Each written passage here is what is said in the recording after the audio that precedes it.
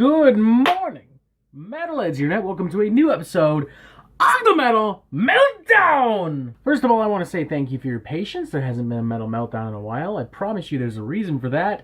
I was on vacation and simply decided that I would not do so because I was on vacation. Specifically, I was in Philadelphia at the Decibel Beer and Metal Festival with my lovely girlfriend, as you know on here, as Heart of Diana. I will not bore you with the details because this is an album review show, not a fucking travel blog. But that being said, if you are interested, you can look at some photos on my Instagram, my personal Instagram at @ShetStitches, and you can also look at photos on the album that will be up soon at the Metal Meltdown Facebook page. Once again, thank you for being patient, and thank you to David, aka Mr. Dash Joe, for helping me record some Intoxicated Gaming beforehand.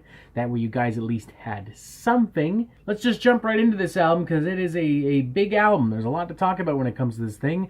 The debut album from Tronos entitled Celestial Machines. There's some serious extreme metal talent in this fucking band. I mean, for one, you've got Shane Embury, longtime bassist for Napalm Death, and also a member of several other extreme bands, such as Lock Up, Venomous Concept, Bruharia.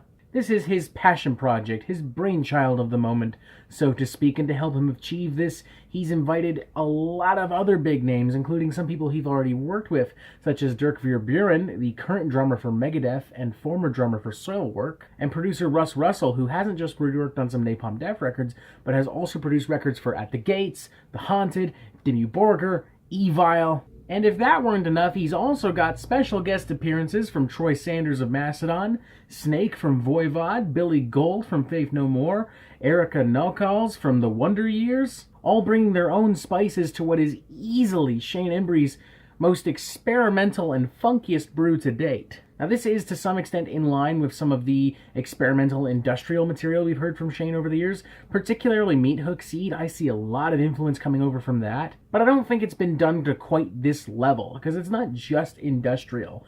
In fact, it really isn't a lot of industrial at all. If anything, I hear more influence from post-rock, I hear more influence from alternative rock, I hear more influence from psychedelic rock, I hear a lot of influence from progressive metal, particularly when you have Snake and Troy really showing up in those guest vocals. And that's without even mentioning the sonic sensibilities that we've come to expect from Shane Embury, really from the modern Napalm Death sound, backed up by one of extreme metal's hottest drummers right now. Again, to reiterate, there is some serious extreme metal talent here. And ultimately, it just makes the sting all the more obvious when it just doesn't stick with you. It doesn't engage with you. Songs meander, songs wobble, and they go through all these sounds and ideas, and it just doesn't catch you in any way. It tries bloody hard. Everyone does a good job. It's really a case of too many cooks in the kitchen, too many spices have been thrown into a pot, and it's been overmixed, and it just didn't need to be. It's not exactly a case of there's too much going on for one person to handle.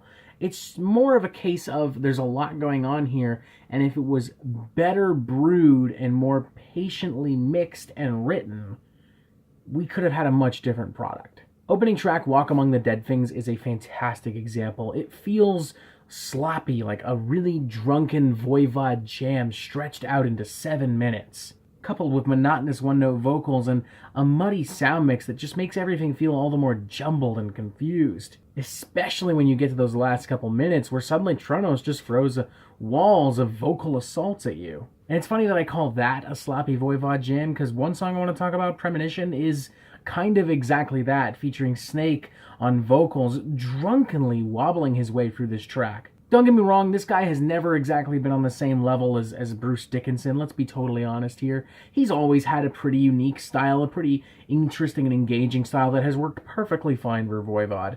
But here he really does sound like he's just kind of mumbling his way along. Proof that really only a band as intelligent could properly work with a vocalist as unique and jarring as Snake. And maybe the song would work better if it actually evolved into something, but it just kind of keeps going. It keeps building and building on top of psychedelic wails and odd vocals and doesn't really go anywhere. Some of the shorter tracks on the record fare a little better, like Ancient Deceit and A Treaty with Reality, but really only because they're shorter and just objectively easier to get through. The latter track in particular benefits from some serious modern Napalm Death grindcore influence.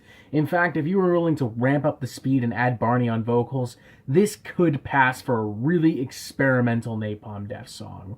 I should be fair, there are a couple songs on here that do work pretty well despite the longer song lengths, notably The Past Will Wither and Die and the closing track Johnny Blade, the latter of which sees Snake redeeming himself after his rocky performance on Premonition. Granted, if only because it goes into full-blown Voivod territory, but nonetheless. As for the former track, The Past Will Wither and Die, it's an interesting track. It's got some interesting doomy riffs that are cloaked in psychedelic soundscapes, and it evolves, and it's got weird tranquil moments and weird anguish-filled vocals. It's an interesting shapeshifter of a song. Does it also meander? Do you also kind of wish maybe it would speed the fuck up? Yeah, but it's definitely still one of the more engaging tracks on the record overall. I'm going to give this thing a 2.5 out of 5. I think it's an okay record. I think it's got some really good ideas.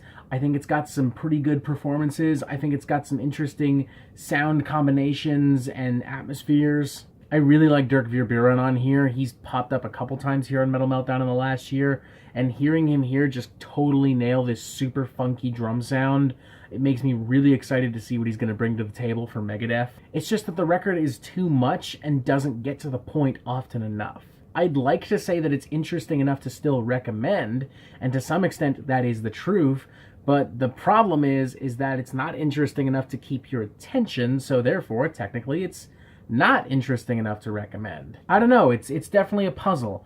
It's a puzzle that grindcore fans are definitely not going to want to solve unless you're open-minded to Shane's more experimental works. I guess if you were looking for a slower but slightly weirder strapping young lad, maybe this would do it for you. Maybe if you were looking for like a fucking weird fusion between Killing Joke and Meat Hook Seed, this would do it for you. I struggle to recommend this to fans outside of the world of experimental music and alternative music because I don't really feel like there's a lot here for you. And if you're already acquainted in that world, I think there are frankly just better developed records that you can look out for. I don't know, man. It's a really tough one because it's not a bad record. It's just overmixed. Like I said, it spent way too much time in the broiler, and they just kind of forgot about it, and here we are. It's got passion, and it's not unappetizing, but it is definitely overcooked, and I would not be upset if I didn't have this meal again. 2.5 out of 5, it's okay. And that is it for the Metal Meltdown. I'm not an expert, nor do I claim to be, so what do you think? Do you like this record? Do you not like this record? And what do you want to hear from me next? Thank you for watching. Make sure you press subscribe so you get updates on the Metal Meltdown fucking immediately, and you have yourself a fantastic fucking day.